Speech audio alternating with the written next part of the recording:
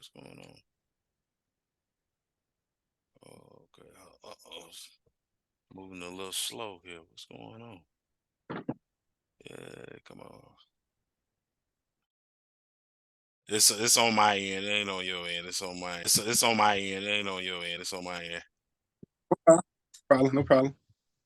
Welcome to another edition of Interruptions. I'm your host, Otis Smith. Today, I got a treat for you.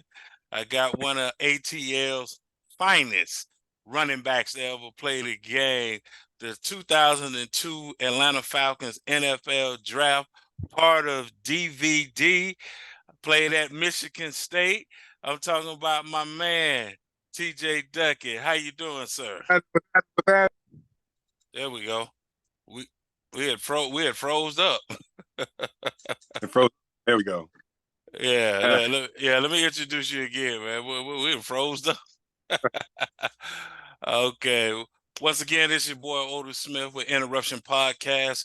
Today, I got one of Atlanta Falcons' finest running backs that ever hit the ATL. Was a big-time running back at Michigan State, running ramshot over everybody in the Big Ten. Part of the DVD. I'm talking no other than Mr. TJ Duckett. How's it going, sir? what's happening? Thanks for having me. Appreciate it. I appreciate you coming on, man. We had some technical difficulty there. I fooled around. I froze. You froze. Oh, man, I don't know what happened there. Here. Here. Let me ask you this. My first question for you is, you're from the state of Michigan. Yeah. And so growing up, when you got ready to leave, and I read, you was getting offered by everybody. Everybody wanted you, right? So what made you choose, Michigan State and choose to play for Nick Saban? So a lot of people don't realize Nick Saban was your coach. Yeah, man. I mean, bunch of factors, but to start with Coach Saban, just this recruiting season. So they call you every day. You go up and visit the school, and it was great just to get to know him, and you could see the intensity he had about the game, the love he had for the game, and to see how he wanted to utilize me. Part of it was me playing running. So I played quarterback and linebacker in high school, Okay. and they were recruiting primarily at linebacker. Okay. But they were all going to give me a shot to play running back in short yardage goal line situations. At that time, Ron Dane was running the Big Ten. So the back thing was slowly, people were starting to see it a little bit. So to be able to have that opportunity at Michigan State was big. My brother went to school there, so I was very familiar with the university, with the campus. And I wanted to go to a school that was like just a college campus, a college atmosphere, just a college city, college town. Okay. And Michigan State offered all of that. So it was home, hour away from Kalamazoo, where I'm from. And so there was my one of my best friends. He and John Flowers, he was already at Michigan State. So it was just a perfect storm. And I chose there and never looked back. Did anybody back at the crib, right? you was, walking the streets or whatever, did anybody say, man, why you ain't go to Michigan, man? Man, oh yeah. Yeah, because the way you was putting it down, man, I could tell people like, man, why you ain't go to Michigan? So you know how you got them in-state rivalries, Yeah. The states divide, and they don't hide their colors. So I had neighbors, I had everything. And, I was the number one recruit in the country at that time. So everybody in Kalamazoo, Kalamazoo, it's not a huge town, but understood and knew what was happening. I had like my mailman, I was getting 15, 20 letters a day. And my mailman would always make sure Michigan State letters were right on the top and Michigan letters were on the bottom. So, it was coming from all angles, man. It was, I had friends who were diehard Michigan fans. And they was upset. It was wild. It was definitely an introduction to the rivalry before I even got into the rivalry. Wow. And see, I'm all the way here in Georgia, and I think back watching you play, I'm like, man, how did he become a bulldog, baby? We running back at you. What going on? I ain't make it down here in the South. I was like, I watched Yep. I watched the clip. I watched the clip, man, and you and I think it was no Penn State, and it was like they were tired. It was like you hit the sideline, and like the guy could have caught you, but he was like, man, go on, score that touchdown, man. Ain't nobody trying, ain't nobody, ain't nobody trying to do all that, man. And I could tell back then they probably would justify it as something like, ain't number 7 points, ain't number ain't number six I'm points. It's just a touchdown. just, Cause you were people don't understand backs your size. It's never the first quarter. It's never the yeah, first quarter. yeah, It's that you get midway in that third quarter, fourth quarter, because you one of those guys. You gotta come hit you. Like if you yeah, go if you coming, you got to come on. People don't yeah. understand to do that for 4 quarters. Man, nobody trying to do it. That was the benefit. You just kept leaning on them. You just kept leaning on them. Yeah. And something beginning of the game, it might be a 1 yard run, 2 yard run, 3 yard run. But me and them are hitting. We in the hole. Boom. Okay. Like, and after that first time, some people you could see quit. It's like, wow. It's by the time this next time I get the rock, they moving. They olaying. And it was all about it. I wasn't shifty. I wasn't gonna make you miss. I wasn't gonna run around you. It was from point A to point B, and it was a dogfight. And first quarter was everybody getting loose, but by that third quarter, fourth quarter, Start I tapping mean, out. it's on. We downhill. We are downhill. You licking your chops. You in the backfield like I, yeah, and you can see it before you get the ball. you can see him quitting. I mean, you can see him. I mean, some guys know. Some guys it's like, okay, we going 4 quarters. Other teams, it's like, wow, I'm gonna get off today.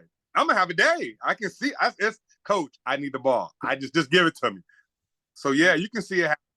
And don't let it be cold, because everything hurts when it's cold.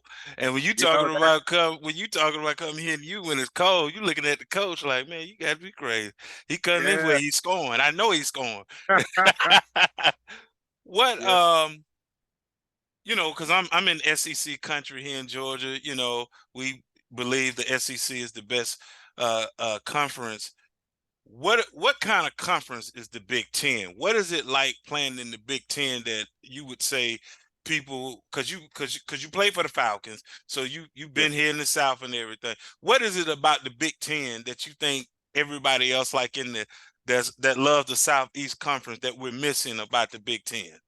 I think I feel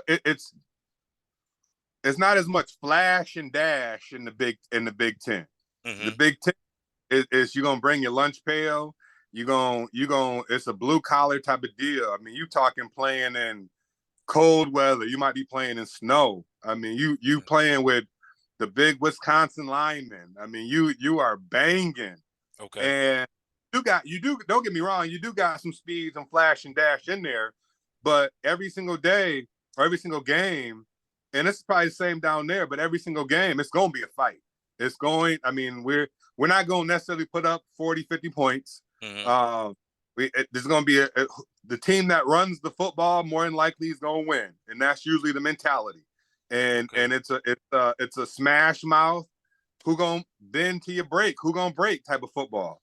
And you got guys that come out and like when I was there, you had a guy like Charles Rogers, rest in peace. That's my Yes. guy. Oh yeah, But the receiver. Yeah. that's the type of. I mean, he's a big guy. At Plexico, Burris was there at the same time. So you got big guys that can block, that can catch, that can run, that can bang. And I mean, that's the turf. It's I mean, it's not that fast turf down there that y'all got, Right. but it's you about to walk into the stadium, close the gate, and it's a fight. And whoever is the strongest, the meanest, the toughest is gonna come Okay. out. So Okay. that's the mentality at least I had going in when I was playing in the Big Ten. Things have changed over the years, but Right. back then that was the mentality I had. I think the key words you said too was that, of course, that we don't get here in the South is that y'all are dealing with the elements more. Y'all Yeah, dealing with like, I used to say watching college, I was like, man, no way, I wouldn't be playing today. I'd be looking at the coach like, nah, yeah, I got a hamstring. I can't go out there today. And y'all are, and like I said, in the cold, everything hurt. yeah. Every little tap hurt. And so you Every, you didn't play in the era like now where everybody want to throw it around. It's right. like we finna give it to TJ. We're gonna give it to TJ. Yep, We're gonna give it yep, to TJ. You know it, I know it, but yep. can You know you where we stop going? it? Can you Yeah, stop you it? know where it's going. You know what's coming, and we gonna keep. And yeah, them elements. I mean, come mid October, and Ooh. mid November towards the end of the season. I mean, it's snowing. It's gonna, and this is practice. This is walking to class. I mean, sun's gone. You ain't got no sun no more. I mean, it's just a different mentality.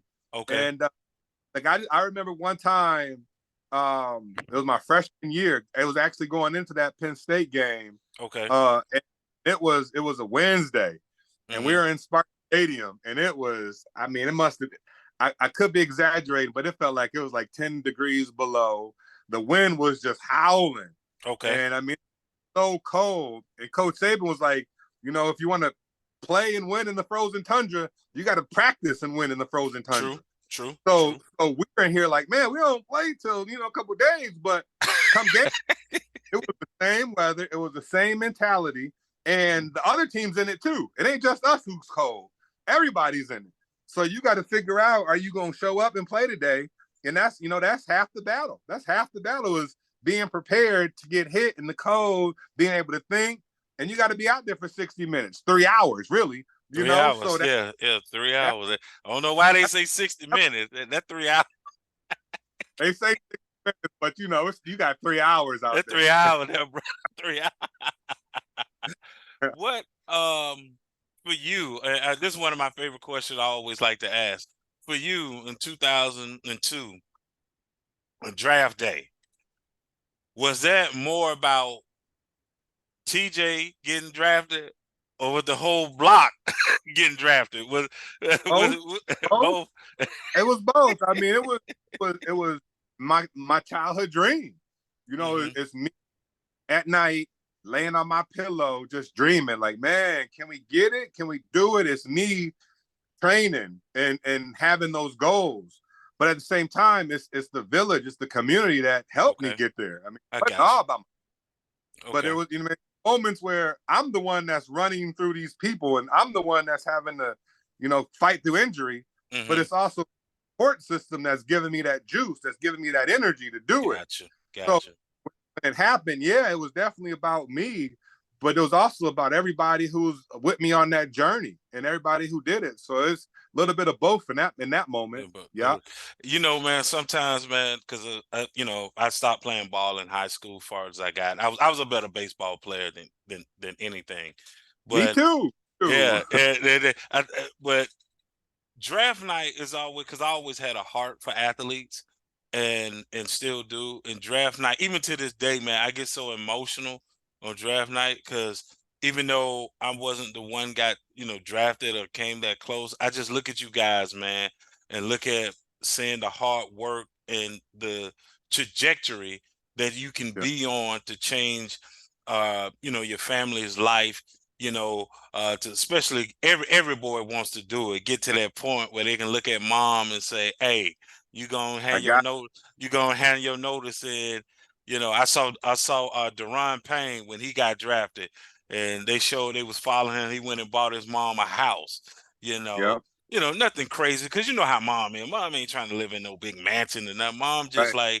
like, but for you guys to be able to do that, you know, and what this is what people don't understand about you guys as far as athletes. When I say you guys, that's one of the most unselfish things you're doing. Like, you ain't even thinking about you yet. You ain't even got to Right. what you trying to buy or where you want to live. You ain't even got to that yet. You like, Right.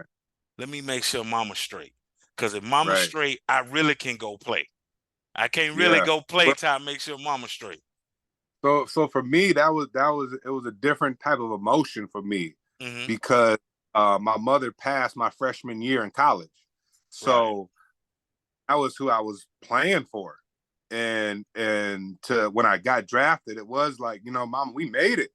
And I Yeah. couldn't do the things I had dreamed I wanted to do for her. Hmm. I did my family and I did Hmm. for other folks, but that's always been a spot where it's like, dang, if you could have just, if I could have just, but at the same time, man, that was also like my fuel. That was part of the reason why I even made it. I mean, I used to go into games and do you remember that movie, The Program? Yeah. Yeah. And remember Matt, that linebacker, how The he linebacker. used to talk to the like, man, like I used to envision the other team did something to my mom. So I'm going out here like this Oh. y'all did it. I mean, y'all did it.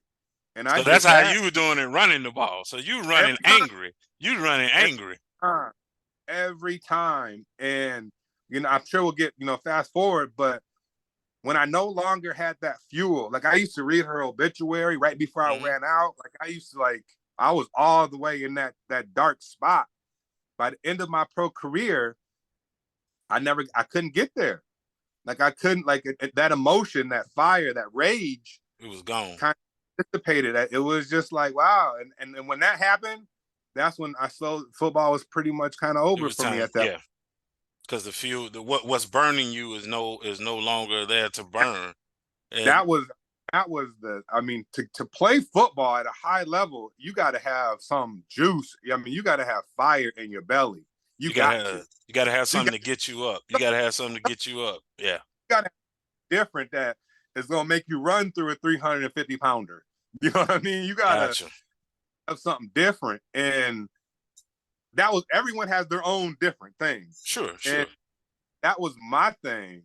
And when I realized, like, man, I don't know if it was I was able to cope with it better. I don't know if it was some years later, but yeah, that was my thing. And yeah, it was game day was always a special moment for me and her. What when you got to Atlanta and you was drafted and you already knew Michael Vick was here, and then he came a year before you, and then you're talking about you, Vic, and Warwick Dunn, and you guys are forming this thing DVD, must see TV. And what was unique about it was all three of you guys were so different. Yeah, Just Vic is we know who Vic was, so we ain't got to go through all that. And then Dunn was the scat back, and you was the hammer. yeah. And I remember when you would pick up a yard or a touchdown, and they put that Luda on, move, get And, out the way. Yeah, see, I was there. Boy, I remember. I remember. Were you? How was that for you? Feeling that juice of the whole DVD, that Atlanta crowd, man, back in the day. it was, I mean, to be 21 years old, having a chance to play your dream, Uh huh. and no disrespect to any other teams, but we're talking about in Atlanta. I mean, we talking that welcome to Atlanta. Yeah. The whole city was on fire, and I mean, I could have been in Green Bay. I could have been in Buffalo. I could have been in all these different places, but to be in that city at that time was such a special moment. And then to have the teammates that I had, and all of us. I mean, nobody ran the same. I mean, we all had different roles and different spots where man, this is your time to shine. Like, go. And it was such a no. There was no animosity. There wasn't like, why he getting the ball? How come he? How come I? There was none of that. We all wanted the ball, but it was Right. such a unique time. Out of all the teams that I've played for in all my careers, I mean, the stadium had a DJ rocking it. I mean, Wow. it was awesome. It was awesome. I mean, it was. Man, listen, I grew up and still a Washington fan, and I know Uh-huh. I know you played for them, but Yes. the ATL was something different. Like Yeah. I I tell people all the time, I say, man, when Vic, John, Duckett, when all them guys was here, I say, man, I remember the game would be over. And Yep. it's still a party outside. You would think the game ain't started yet. Like they still tailgating, but like, man, y'all do know the players done left, right? Y'all do Yeah. know, y'all do know the game. It was special, and it was almost. I mean, it was like the other teams I went. I had great time, but it didn't match that. It didn't Nah. nothing matched. I mean that especially that first year, nothing matched it, and it was just a special time in history. Let me ask you a question. I didn't even have this as a question, but I saw this at a preseason game, and I was wondering, did you see anything? Your thought. So I had my son with me, right? We was I had season tickets, so we were at the game, the preseason game against Baltimore. Mm-hmm. And I'm looking at you guys warm up. Man, Ray Lewis is I'm talking about drenched in sweat. I looked at my son. I was like, "Does Ray know this preseason?" I don't think nobody told Ray this preseason. Man, Ray looked like he was in the fourth quarter already. Yeah. So when that play happened, when Vic broke his leg, I never seen the whole it was like when nobody left there but me and my son. It's like everybody got up at once and like, all right, well, that's it right there, and left. Did you Man. see anything out of the ordinary with Ray Lewis? Like how he was, because I'm saying from what I saw, I would have been like, nah, Vic, you gonna sit this one out today because Ray on something else, man. Yeah, I mean that. Yes, he was like that always, Yeah, and I mean that's a lot of guys were like that on a regular basis. That's yeah, what I'm talking about. That fight. If you ain't ready, you see who you about to run up against, and they ain't coming just to put you on the ground.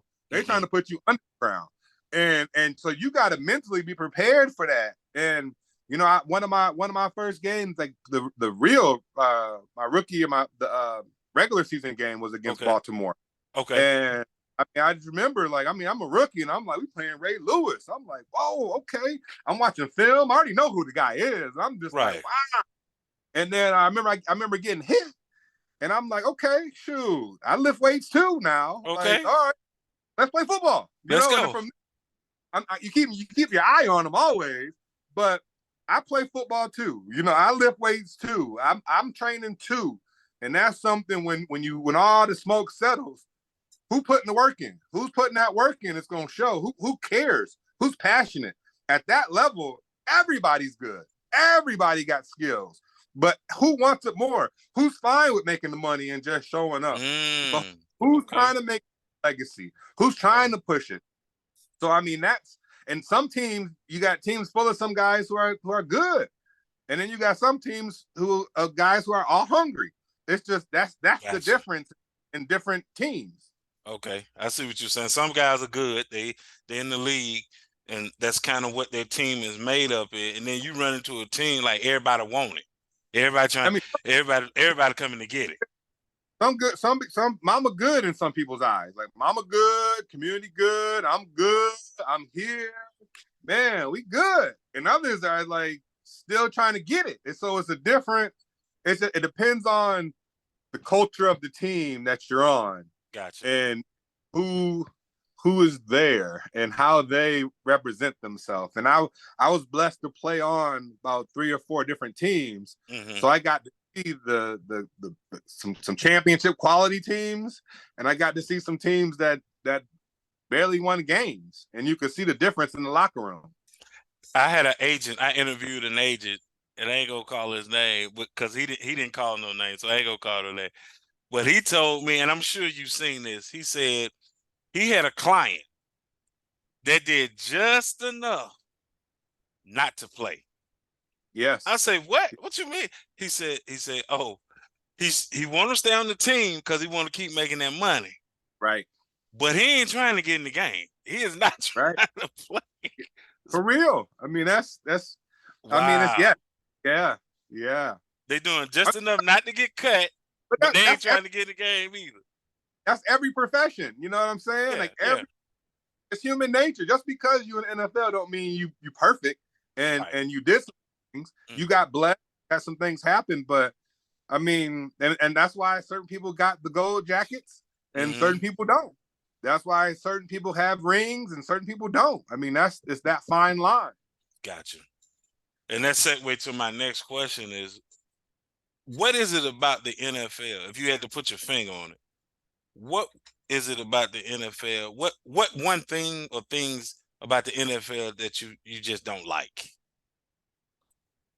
Oh, that's a good question. I mean, it's hard to say because you know what you're signing up for when you go in there.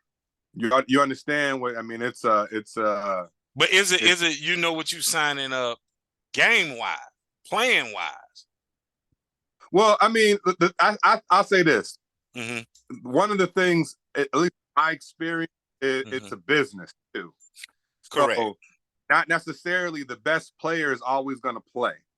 Not necessarily the person who works the hardest is going to play. That's not always the case. So if somebody is getting paid a ton, Mm-hmm. there's a great that's who they invested in, so that they're going to play, Yeah. regardless of their. I mean, they must be good because they're making some money, but at the same time, there are a lot of dogs that never get a chance to eat just because someone may not like them, or Gotcha. they say in a tough spot. And I mean, football is such a short career that if you're in a bad situation for a year or two, Mm-hmm. that might be your career, actually. So, I mean, you're signing up for long days. You're signing up to get yelled at, get told what to do. Right. You know, they don't want to have you have a voice. There's not a whole lot of individualism. This is what Sure. I say, so fall in line type of deal. And I mean, so that's when I say you know what you're signing up for. That's what I mean. But Gotcha. when you get like some guys are really really talented, but the politics of the game won't allow them to shine. And I can and that's the thing I know from doing the sports management, the market endorsement, and I remember I used to have a couple of clients like doing training camp. They was like, well, I ain't getting enough reps, and I was like, bruh, look, before you sit next to me, watching the game, you're gonna Yeah, have to make the 1 or 2 reps you get in yeah, practice count. Then I used to tell them, I say, talk to the coaches during practice.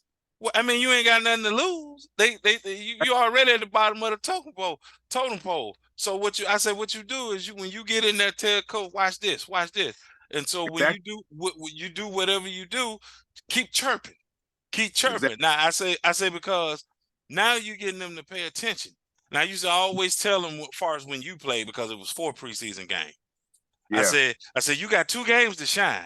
You got the first yeah, one, because the starters only gonna play a series. Yeah, y'all ain't, yeah, it don't even matter what happened on that series. That's all y'all playing. And I yeah, say you got the last game. yeah. Those are the 2 you gonna get your runs. And besides practice, you gotta show. I say, but you gotta do it in practice. Because if they don't see you do it in practice, you're not getting no run in the preseason.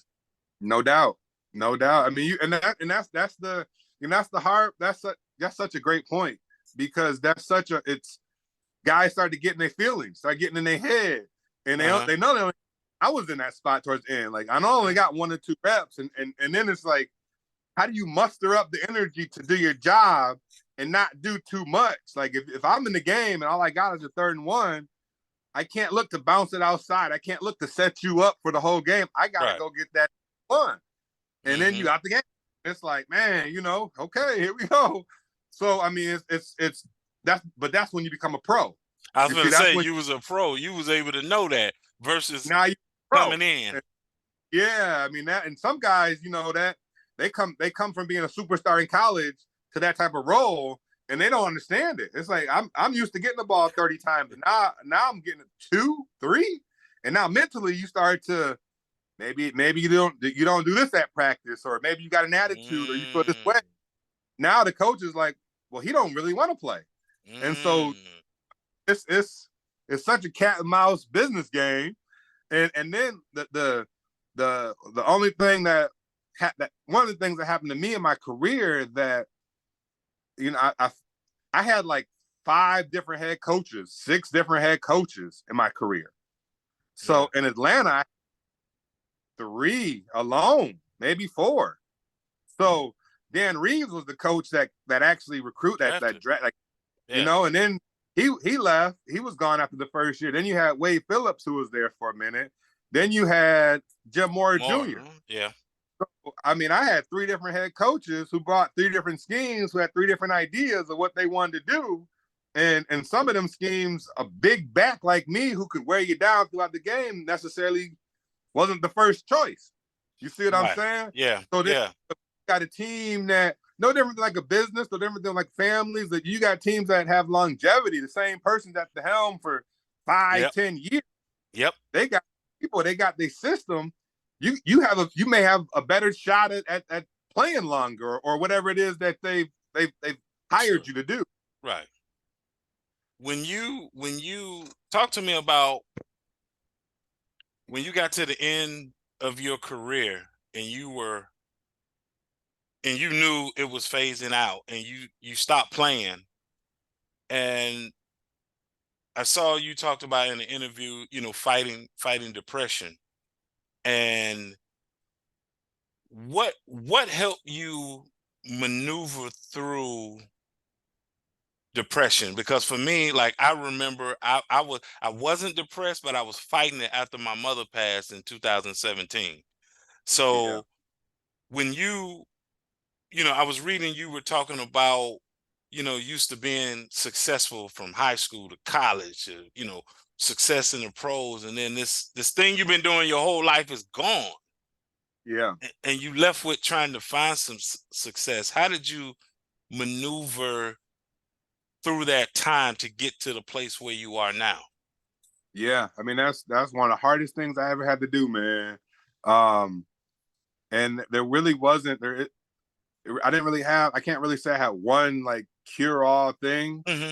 but I mean, I did everything from. I went on a 40-day water fast, just water. I changed. I started going by Todd and not TJ. Okay. I really connected myself from who I was, and I recreated a new person. And in that recreation, I didn't have the woulda, coulda, shouldas. Like I should have done this, I could have done this. And space, I'm creating a new person now. Starting over is hard for anybody. So I did Yes. have some success in areas, but I mean, I didn't even watch the game for like 5 years, 10 years. Oh, Couldn't wow. even. And like I literally was. I mean, football. Come on. I mean, I gotta go. I mean, this probably within the last 2-3 years. There's Hmm. now like this year, I'm ready. I'm amped for football. Like I Okay. can't wait. Okay. But the last 2 or 3 years, I was like, and I just, I mean, I had to find out who I was. So I did a lot of getting into my spirit, my religion. I got into taught myself how to write with my left hand. I Mm. I I just had to learn more about me. At the same time, I believe that I'm way more than a football player. Like Sure. I mean, God Sure. breathe life in you to play football. Right. So I mean, there's more to this person, and the fact that I achieved this NFL, this success that very few people have, the fact that I did that, Hmm. and it was that can't mean my life's over. So there's Right.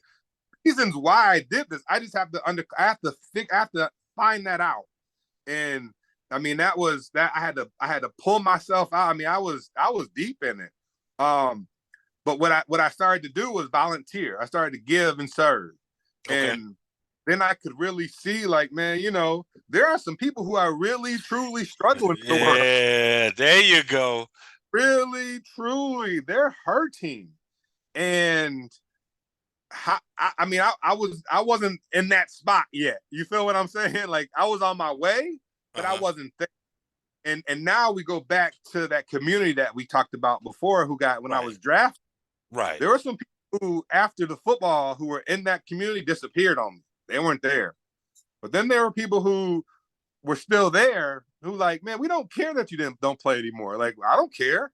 I'm glad Right. I know you. I'm glad we boys. I don't care. Right. And that's like, so you still want to hang out with me? Like, you still look at me? Yeah, Doc, you still my boy? Okay, well, that helps, because if I felt there's a time when, I mean, I was always a star. Like everywhere Gotcha. I went, from high school to college to the pros, like you got an NFL shield on your back. Like you that guy. Mm-hmm. And then no longer a part of you. It's like, man, who am I? So you don't get the attention that you used to get. You don't people, oh, you don't play anymore. What happened? Like, what you mean what happened? Why did something have to happen bad because I ain't playing anymore? Okay.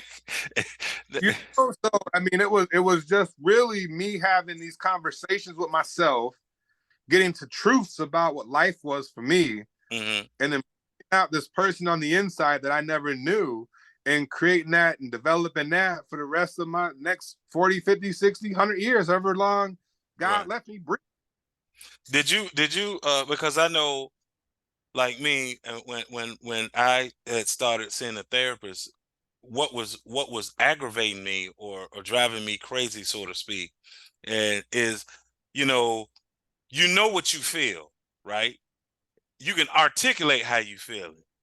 The problem sometimes becomes you just don't know what to do with them feelings. Like, Yes. what am I supposed to do with this? Like, where am I supposed to go? What? Okay, what am supposed to happen? What's supposed to happen? And like you said, you have to start.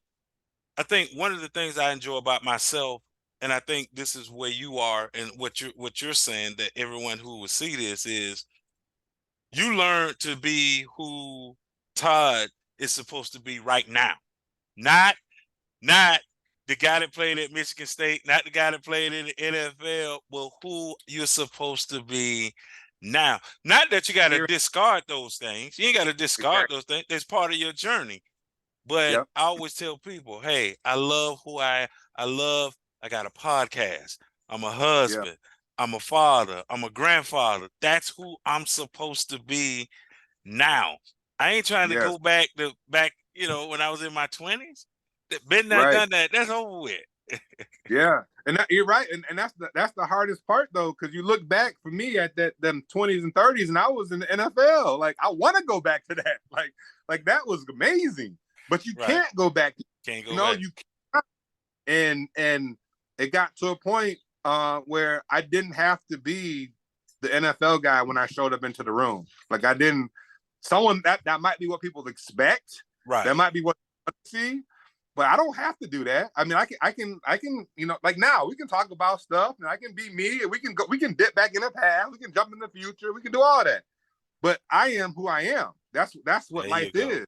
Yeah. And it took time to develop and have courage and confidence and believe in who I am. Understanding my self-worth, my self-value as me, not what someone else wants me to be, or how other people like want you to be. And something you said earlier too, one of the things I did was I went into my bathroom and I looked at myself in the mirror and I Mm-hmm. started to ask myself questions. And I Mm-hmm. was talking to myself. Mm-hmm. And I started easy questions. And as I started to talk, I got more harder, in-depth questions. There was a point where I couldn't say my answers out loud. Like I could Okay. think it, and Mm-hmm. I would say to myself, like, you know what I mean, you know what I'm saying. And then I would say to self, I don't know what you're saying. You got to spit it out. You got to talk to me, just like you talk to your kids. Yeah. Like isn't I don't know. Like You you know. know. You just don't want to say it. Exactly. So now I'm going in and I'm having this inner child conversation. Like, you know about this. You know, now you got to say it. And this is just me in the room by myself. And I Right. couldn't. And then it got to a point where finally, like, I was able to speak. I mean, I'm crying, I'm yelling at myself, but that was that rage, that anger, that uncomfort, that stuff that was in me that I had to get out. And then once I started to speak, it was like, whoo, man, what you want to talk about now? What else we got? And I Man. started to let go, and I could start to have answers, and I could hold myself accountable, and I gave myself room to grow and develop, built on my past, built in my roots. It gave me a chance now to spark new leaves and have new branches to develop on this tree of life that I'm growing. And that's so important, man. You learn to, whatever you didn't do when you had the opportunity to do it, that's passe now. right? Like you can't go back and do nothing about it. But what we can do as men is we can go forward. And when you were Yes. talking about doing the volunteering, right? You was about in the community about, and you were saying you like, well, I'm not there yet. This podcast became therapeutic for me because when I started to interview people like yourselves and other celebrities from other, walk of life, different genres, and man, seeing people going through stuff, man, and that I've never encountered in my life. Like I've never been through it, right? I was like, I had to reassess my life to Yeah. realize that what I thought certain things were a tragic in my life was never a tragedy. It was Yes. just, God told me, he said, you just been inconvenienced. That's all. It wasn't tragic. You ain't went through nothing you just inconvenienced, Yep. because you wanted this and you got that, you know, Yep. It's not what you so wanted. Wanted. right, right. So, death happens to everyone, whereas I was making it more like I was the only person in the world that lost their mama. Don't nobody else understand about lose. You know what I'm saying? So, Sir. and God was like, well, because you ain't focusing on me. You focusing on the situation you in, not the person that can get you out the situation and help you And move through your feelings.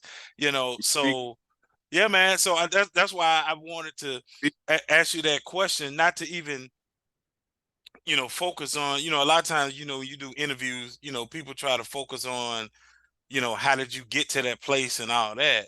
And I'm more of, how did you come out of that place? Because everybody's story is different, you know. Yeah. Um, my final question for you is, what makes you smile these days? Ah, that's a great question. Um, my kids, I got 5 beautiful kids.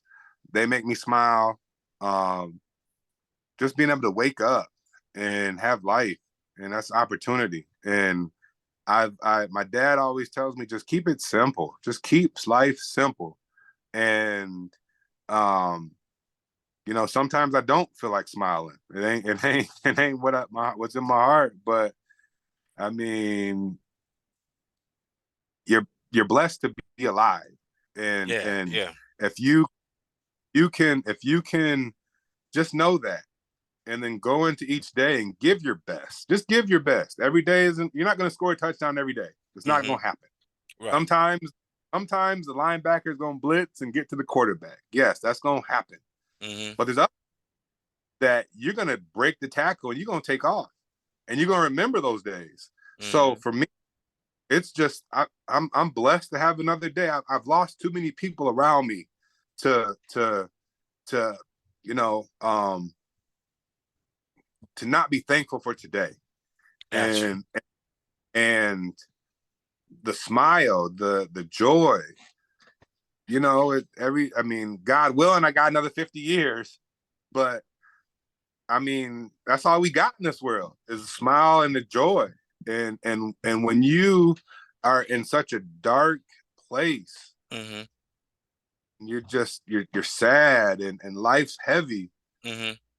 being able to just smile is a little bit of light that gives you some hope.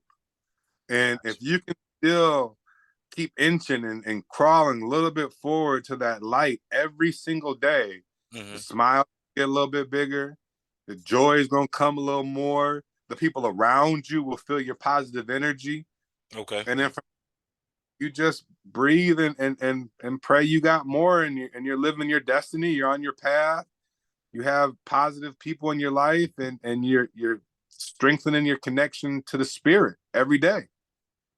I hear that, man. I hear that. I want to thank you for coming on the show, man, and blessing me with your presence, man. I want to bring you back on the show. Yeah. I Yeah. want to normally when I do that, I pair people up. Like you ain't gonna be by yourself. I've done some Super Bowl previews, man. I say this and I'll let you go. And I think this will really be good for you. So the first 2 years ago, the first time I did a Super Bowl preview, I had Merrill Hodges on, who played with the Steelers, running back. Yep, yep, I had Doc Walker from Washington. I know you know how Doc is, and, yep, yep, and I had Terrence Mathis. Yep. from the Yep. Falcons.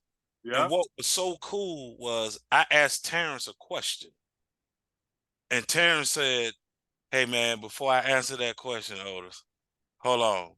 He said, "I'm like a kid in the candy store. I'm Yeah. sitting on here with Doc Walker, Merrill Hart, and what was the beauty that came out of, they were all fans of each other. Yes, sir. So we're talking about the Super Bowl, but they get a chance to give each other their flowers. So Yes, sir. I want to make sure, man, that next time when I do something like that, I want to make sure that I have you on, man, and along with others, man. So people say, man, oh man, when I had to hit TJ, or I remember when TJ ran, man, and that's just because you know what you just said. Sometimes the media, like on ESPN or Fox or whatever, they put expectations on Yeah. players and what they think those players supposed to be, right? Exactly. And on my show, I love where players give other players flowers to say, "Man, I remember when you played. Boy, you was a bad boy. You was a bad." Yeah. So you know, out just outside of a fan, that there was somebody that saw you play that was in the same industry you was in, and they liked what you did. You Man, know, that would be huge because there's so many what's it, couch quarterbacks nowadays, and and fact that you even on a roster, you ain't got to even play a game.